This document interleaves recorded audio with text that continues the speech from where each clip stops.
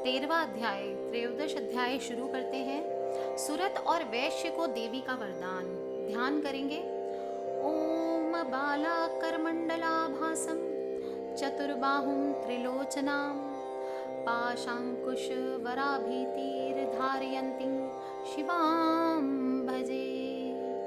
जो उदय काल के सूर्य मंडल की सी कांति धारण करने वाली हैं, जिनके 4 भुजाएं और 3 नेत्र हैं, तथा जो अपने हाथों में पाश, अंकुश, वर एवं अभय की मुद्रा धारण किए रहती हैं, उन शिवा देवी का मैं ध्यान करता हूँ। ऋषि कहते हैं, राजन, इस प्रकार मैंने तुमसे देवी के उत्तम महात्म्य का वर्णन किया है। जो इस जगत को धारण करती है, उन देवी का ऐसा ही प्रभाव है।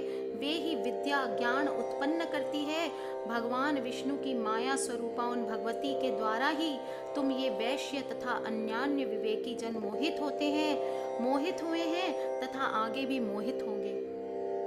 महाराज, तुम उन्हीं परमेश्वर की शरण में जाओ। आराधना करने पर वे ही मनुष्यों का भोग, स्वर्ग तथा मोक्ष प्रदान करती है। मार्कंडी जी कहते हैं, क्रौष्टुकी जी, मेधा मुनि के वचन सुनकर राजा सुरथ ने उत्तम व्रत का पालन करने वाले उन महाभाग महर्षि को प्रणाम किया। वे अत्यंत ममता और राज्य अपहरण से बहुत खिन्न हो चुके थे।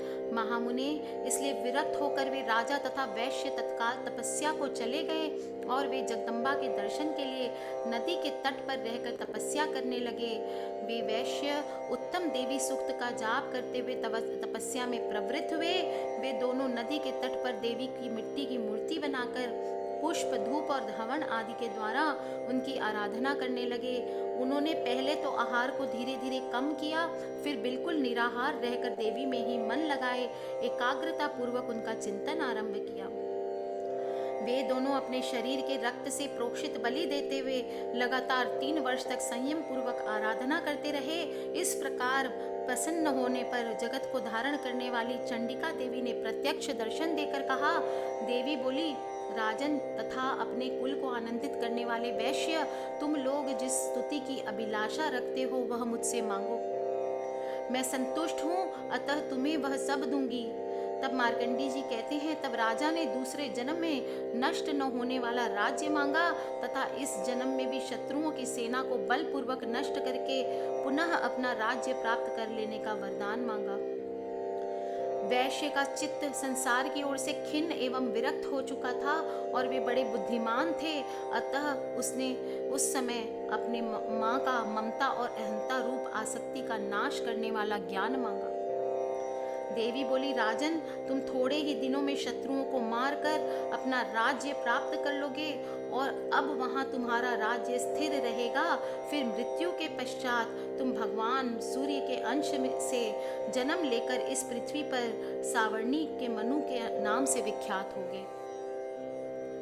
वैश्वर्य, तुमने भी जिस वर को मुझसे प्राप्त करने की इच्छा मांगी है उसे देती हूँ। तुम्हें मोक्ष के लिए ज्ञान प्राप्त होगा। मार्कंडे जी कहते हैं, इस प्रकार उन दोनों को मनोवांछित वरदान देकर तथा उनके द्वारा भक्ति पूर्वक अपनी स्तुति सुनकर देवी अंबिका तत्काल अंदर ध्यान हो गई। इस तरह से देवी से वरदान पाकर क्षत्रियों में श्रेष्ठ सुरथ सूर्य से जन्म ले सावर्णी के नामक मनु होंगे। इस प्रकार श्री मार्कंडेय पुराण में सावर्णिक मनवंतर की कथा के अंतर्गत देवी महात्म्य में सुरथ और वैश्य को वरदान नामक 13वां अध्याय पूर्ण होता है। हमारी सप्तशती माता का पाठ पूर्ण हो चुका है। हम क्षमा याचना करेंगे। आप सब अपनी अपनी किताब ले लें हाथ में और साथ में गाएंगे, ठीक है। अपराध सहस्राणि क्रियन्ते हरनिशं मया दासोऽयमयति मां मत्वा क्षमस्व परमेश्वरी। आवानं न जानामि विसर्जनं पूजां चैव न जानामि क्षम्यतां परमेश्वरी। मंत्रहीनं क्रियाहीनं भक्तिहीनं सुरेश्वरी। यत् पूजितं मया देवी परिपूर्णं तदस्तु मे।